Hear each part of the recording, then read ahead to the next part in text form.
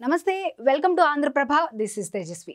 YS Sharmila AP Congress అధ్యక్షురాలుగా బాధ్యతలు చేపట్టిన నాటి నుండి దూకుడుగా వ్యవహరిస్తున్నారు. అన్న సీఎం జగన్మోహన్ రెడ్డిని టార్గెట్ చేసుకుని ఆమె పదునైన బాణాలు సంధిస్తున్నారు. వైసీపీని ఓడించడమే టార్గెట్గా ఆమె కంకణం కట్టుకొని తిరుగుతున్నారు. ఒకప్పుడు జగనన్న వదిలిన బాణం అనే ట్యాగ్ లైన్ ఉన్న షర్మిల సడన్గా తెలంగాణ ఎందుకు వెళ్లారు? అక్కడ పార్టీ ఎందుకు పెట్టారు? దాన్ని విలీనం చేసి మళ్లీ కాంగ్రెస్ పార్టీ అధ్యక్షురాలుగా బాధ్యతలు ఎందుకు చేపట్టారు అనే ప్రశ్నలపై చాలా మందికి ఇప్పటికీ సరైన సమాధానం లేదు.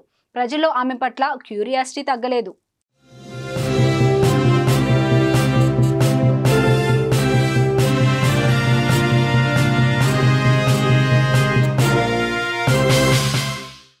షర్మిల ఇప్పటికే జగన్ను చాలా ఇబ్బంది పెట్టారని అర్థమవుతోంది. పోలింగ్ తేదీకి మరో 2 నెలలకు పైగా సమయం ఉన్నందున ఈలోపు ఇంకా ఇబ్బంది పెట్టొచ్చు. కుటుంబంలో జరిగిన వ్యవహారాలన్నింటినీ ఆమె బహిరంగంగా చర్చించడం వల్ల జగన్మోహన్ రెడ్డి వివరణలు ఇచ్చుకోవాల్సిన పరిస్థితులను కూడా కల్పించవచ్చు. ఇలాంటి కమెంట్స్, సభలు, సమావేశాల ద్వారా వైఎస్ జగన్మోహన్ రెడ్డి మరొకసారి సీఎం అవ్వకుండా అడ్డుకోగలుగుతారా అనేదే అసలు ప్రశ్న.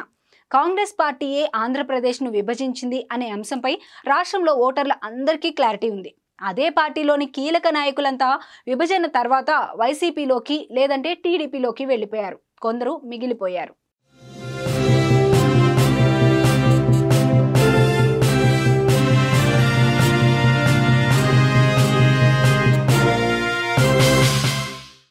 2019 అసెంబ్లీ ఎన్నికల్లో కాంగ్రెస్ పేలవ ప్రదర్శన చేసింది.